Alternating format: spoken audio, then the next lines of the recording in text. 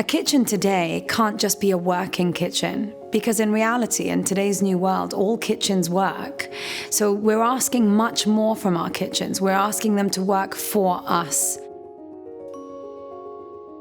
Every kitchen has to behave in a way that works for your family and for you. It's such a vibrant place, but it's also a really dynamic center. It doesn't mean your kitchen's got to be loud all the time, but it is going to be this hub for the whole of the family.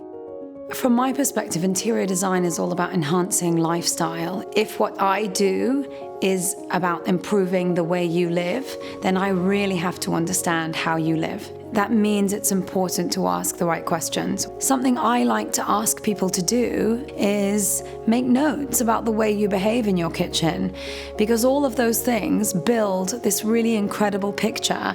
You've got to know not just how many people are in the family, but what those people's ages are.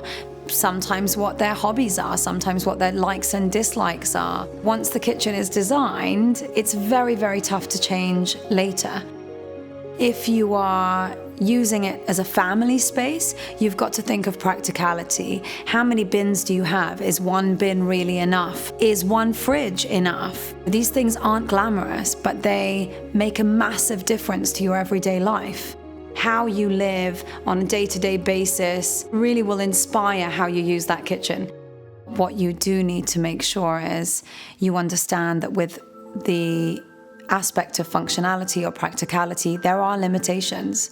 Whereas with design, there are no limitations. Interior design is about the human experience. A kitchen maybe even more so, because it is this place that you dip in and out of continuously throughout the day.